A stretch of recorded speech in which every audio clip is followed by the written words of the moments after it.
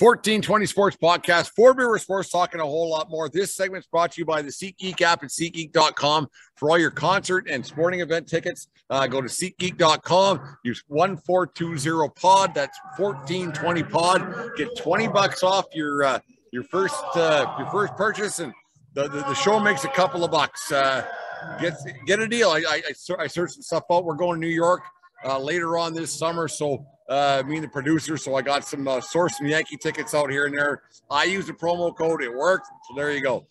Put money back in my own pocket, spending money, making money. There you go. Anyways, Dave, you sent me a tweet or a Twitter from Rich Eisen on, I think it was Friday night. Man, I've been having a busy week with baseball and the podcast and everything else. But you sent me a thing about the Karate Kid and this day back in when.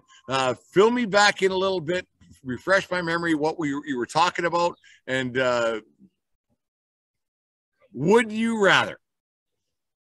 Would you rather? So it's a 100% fun would you rather, because it's all made up. Full props. I think this is, I'm stealing it right from the Rich Eisen show. Kind of like our show. It's all made up. I don't watch him, but yeah, and I'm a huge Rich Eisen, even though I don't watch his show, but I do watch some of the snippets he has on his show. I find him to be quite thoughtful. He's good. I like Michigan him a lot. Man. Yeah, he's a Michigan man. He works for the NFL Network, and he has a talk show there. But so once again, full props to Rich Eisen for giving me this idea. On Friday was the 38th anniversary of the All Valley Karate Tournament in the Karate Kid. That was 38 years ago on Friday. So, and then what they brought that conversation into, what fictional sporting event would you have liked to have seen? So from that, I have written down some fictional sporting events, and I want to know which one you would rather go to. All right, I'm with you. We clear? I'm clear. So something that never happened. So something that never happened.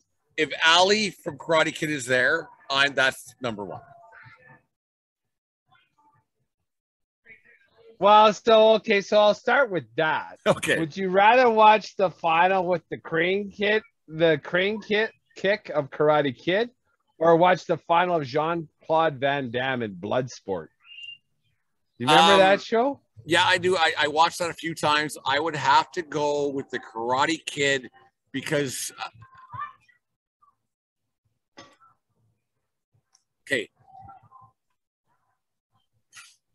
because this sounds so fucking dumb.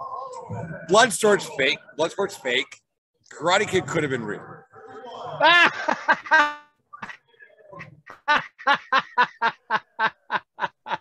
No, it's absolutely not real. There's no way they would let a kid with an injured knee continue in the tournament. Well, I don't care how hard Miyagi rubs his hands and puts it on my knee. Well, maybe this day and age, maybe not. But I think that the Karate Kid had a chance to happen back in 1983 or 84, whatever it was. I'm going to go and, man, underground stuff, whether it be a band or a comedy club or something, they've been my bag of tricks. I'm going to go with the and I was a man of the people back in 83, 84, going to the all Valley Karate Championships. Karate Kid. I'm going Daniel LaRusso. Okay, and good for that, but kicks to the face were illegal and they let him get away with it. So right. I don't know. Yeah, Johnny got kind of fucked there, but whatever. Yeah, Johnny did feel, even though he was the quote unquote bad guy, but we've talked about how Daniel LaRusso was actually asking for every beating he got. We've talked about it in the 1420 podcast time or two, yeah. So nonetheless, you took Karate Kid. Okay, let's switch to baseball. In the movie Major League, we all remember that one. Yeah. And there's also the movie Perfect Game with Kevin Costner. Yeah. What game would have you rather been in the stands for? Where the Cleveland Indians won the pennant, or I forget the character's name, where Kevin Costner threw the perfect game as an aging veteran for the Detroit Tigers. What game would have been a better game to be at? You know, you every year, no matter what, Dave, there is a championship season. There's pennant winners every year, no matter what. And when you go to like a game 6 or a game 7 in the NLDS, NLCS, or ALCS, sorry, you're expecting to probably see after game 4, you're probably expecting to see a championship being won. But every game that you go to on a Sunday afternoon in June, like we're at here today, you don't know what you're getting, and you have no idea what you're getting. It would be forgotten by a lot of baseball people that wouldn't have seen that game. But if you're at that perfect game, that's yours forever. Like that might, that perfect game might be in front of 14,000 people at Detroit, in Detroit. That might be in front of 3,000 people in Oakland. Going to a perfect game, Dave, that's what I would rather be at, no matter what. And that one's a simple one. I think I agree with you here, but if you're a die-hard Cleveland Indians fan, get that championship. The way that season started for them, and if you recall, like how they were ripping off pieces of a puzzle off the cranky woman general manager, and I fucked this up. No, Dave, I screwed this up because I was so thinking bad. real life compared to fantasy life. With Wild Thing and what's his name, with Tom Bergen, the catcher, pointing out and lay down that bunt. You know, as a Cleveland Indian fan, to win the pennant on the last game of the year, like I think it would depend on your rooting interests. Obviously, a perfect game, and I agree with that, especially with an aging, gritty veteran, like, you know, the sun shined on the dog's ass that day, and he got his perfect game. But it'd be kind of like a St. Louis Blues and the Gloria year, right? Like when you're just down in the dumps and all of a sudden you just find fire, and to win the pennant after such a terrible start and an owner that doesn't want you to win. I would take that, like, if I was, for whatever reason, an Indian fan, I would take that, but I do believe I would rather, as a baseball fan. That's a good question, Dave. Now that, because I cycled it through my head if it was actual compared to fictional. Yeah, I would take now that I think about it, I would take the Indians game because to see how it builds up. And if you get a ticket, because it would have been a tough ticket back in the day, because that was like 86. There ain't no SeatGeek. There ain't no SeatGeek, man. Like, you got to go to a scalper, whatever's got to happen. You ain't going to SeatGeek.com and using 1420 pod to get $20 off, right? Like, if you get a ticket, you get like hold it. So the whole event, yeah, I changed my mind. I would go to the Indians game for sure. And that's a total perspective one. I agree with that, because it would be a tough one. Yeah. What would you rather go see? The League of Their Own, the women's baseball with There Ain't No Crying in Baseball? Would you rather watch the finals of that series, or would you rather watch Harry Rowan Gartner, the kid with the broken arm, throw his first relief appearance with the Cubs? 99. Oh, yeah. Man. Would you rather watch women's baseball in the finals of that, or would you rather watch a 12-year-old kid with a 100-mile-an-hour arm? I would rather watch the women's final, and for the simple reason we talked about in the 1420 podcast a time or two, I would rather see the women's final because I wouldn't have a vesting interest in it. I want one, like, it's great, it's baseball, it's fun. Like, I'm here at Spitz Stadium today watching. But you don't want to watch a dog and pony show, a gimmick. Yeah, but I don't want to. But I also want, like, I kind of feel I miss the days when we could hack on Cubs fans for not winning. Like I miss that. I miss that a lot. Like I totally agree our good with friend that. Brad Dersh, who's a Cubs fan and everything else, and I miss having that conversation. I'd rather the Cubs not win. So a game I'd rather go to is, I'd rather see a League of Our Own women's final. Absolutely. I think so. Because I don't want Cubs fans bragging, because for most of our lives, Dave, and for most of like my parents' lives and everything else, I kind of was hoping that they would always lose. The Cubs, I always was hoping they would never win. Like I kind of was hoping. And it was great when they did.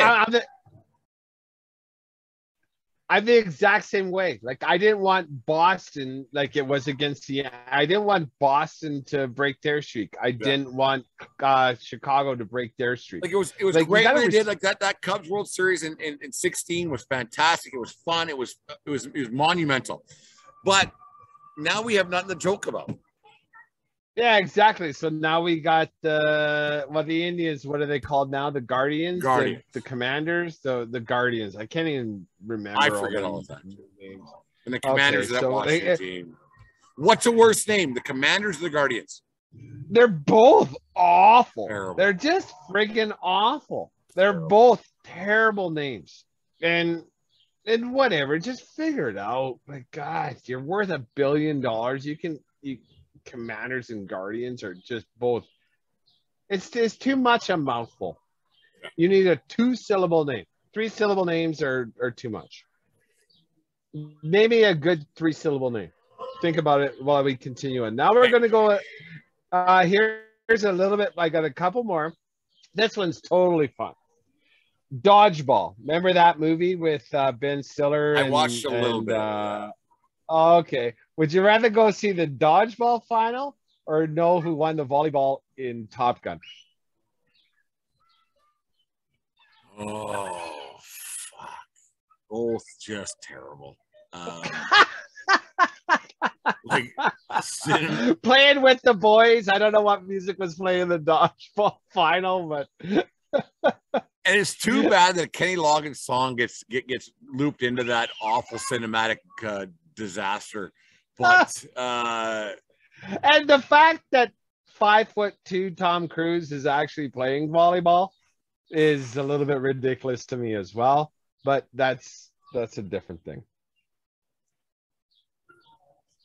I gotta go with dodgeball because I'm not watching guys in little shorts on the beach. I'm not taking my time to maybe get sunburnt and everything else. I'm good. It's ridiculous. That is terrible. Is there a ghetto blaster playing that song on the side in the beach? I don't know. And they were flexing and all oiled up and stuff like that. Like it was one of the more ridiculous scenes in movie history. Like I don't get it. Fucking and terrible. I'll never get it. I'll never understand why that playing with the boys, Tom Cruise Top Gun volleyball scene playing with the boys ever made it past the cutting room floor. I don't understand it. It was bad. It's ridiculous. It didn't like that make movie sense. would have been fine. It's been a joke for 30 years now, 30 plus years now. It's like it's one of the worst things ever. And then they made a Top Gun 2, which I heard was pretty good. And my son actually saw it. So why not? Yeah. Oh yeah, exactly. Why not? Like it's like if that's your thing, that's your thing. Like I'm not here to judge. I'm just here to point and laugh. So I got 2 more. One golf. Here we'll go golf first. Would you rather have been there in person for Adam Sandler's final round in Happy Gilmore? For once again, Kevin Costner in Tin Cup at the U.S. Open. Oh, that one's easy, man. On Friday night. I'm not done. There's 3 on this there's one. 3. Oh, Jesus. Yeah, so it's either Happy Gilmore's final round, Tin Cup's final round, or the tournament at What's the third one? Sorry. With Noonan. And go Caddyshack. Noonan, where they were playing, and then the gopher blew up, and then the putt rolled in. Yeah. What do I do? Happy Gilmore, Tin Cup, or Deanne just showed up here at the 1420 World Headquarters here at Spitz Stadium. Caddyshack, Happy Gilmore, or Tin Cup. Remember when he hit like 4 into the drink and he was down to his last ball? I would rather have been at Tin Cup because that cat had a chance to win and he blew it. And he blew it in such epic proportion to be on TV forever. And I might get my mug on television. I would rather be at that one for sure because Tin Cup, he blew it. And then you have Cheech Marin giving him a golf ball saying ball, ball, ball. That was an epic blow up of all sport proportions. It's just fantastic. Take your drop. No, give me another. We can still win. Okay, now we can tie. Now we're getting 10 grand. Now we're getting fuck all. No, yeah, and just to watch that, and he goes, you know what? I blew it. I'm a schmuck, and he'll be a hero forever. No, even talked about it, like that. That's a highlight that will get played. Because in real life, who's the not Jasper Parnevik? Who's the guy at the bunker at St. Andrews? John Vandevelde. See, he's a legend forever, right? So it's the same kind of deal. Yeah. Okay. So you got Tin Cup for that one. Yeah. Last one. We're going to boxing, and it's all from the same franchise. Who do you want to see? Yeah, which one do you want to see? Rocky versus Apollo, where he wins the belt? Rocky wins. Rocky versus Drago in Russia, or Rocky versus Clubber Lang?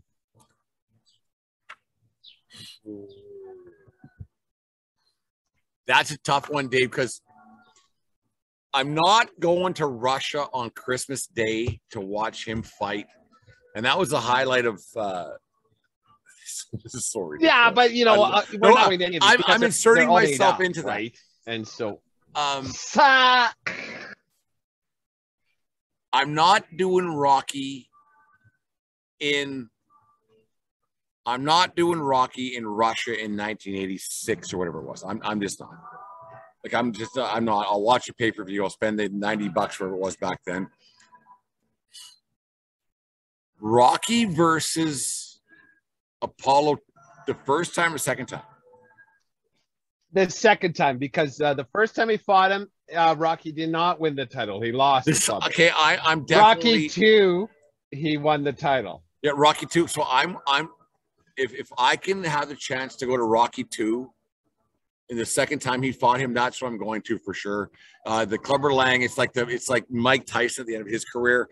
I'm going to the initial fight without a doubt, or the second fight because you know he had a chance. He watched it happen. I'm getting the tickets. I'm going to Rocky 2, not knowing if he wins or loses. That's where I'm going. There's no doubt about that. Would have you rather gone to the first one where he actually loses at the end? Of Rocky wouldn't have went. I wouldn't have went because it's a promotional joke. I'm not going. Like I'm not going because this is a nobody and there's a nobody fighting the world champion. I'm not going. But then when the nobody takes him to 10, 12 rounds, whatever it was, that's like the second time I'm going for sure. Okay, and I think that Clubber Lang fight might be the one I want to go to because the way that Mr. T talked all that trash and like, hey, come over here with a real man. Like you're like just the shit that Mr. T talked. I loved it. He was a dick. Well, you know, he beat Rocky the first time, and it was the rematch at the end that Rocky got his comeuppance, I guess, got his retribution, got the title back, and Mickey and everything else, and Mickey died in that one too. That's terrible. Yeah, well, everybody has to knock go your sometime. block off, Rocky. Funny stuff. I love Rocky too. I love Rocky too. No, Dave, those were really fun. I really enjoyed those. Great afternoon here. The game's now in the bottom of the 8th inning. Just off the wall, double. The Bulls have taken another, whatever the score is, doesn't really much matter. No, Dave, fun show. You're outside having a dart. I'm outside having some beers. Fantastic day here at the ballpark. If you get a chance, if you listen to this in Lethbridge, Alberta, or actually wherever you're listening, go to a summer baseball game, go to a college baseball game. These kids play pretty hard, and they enjoy the fans. And as an umpire, I quite enjoy when there's a bigger crowd in the stands. It's a lot of fun. Dave, my little brother, your friend, William Redlich is getting married next Saturday, so we got to alter our schedule a little bit. What's going on? We can do a show Tuesday. I'll be out in Vancouver Island, but maybe not the Thursday night. Things going on, but yeah, little Wilbur's getting married.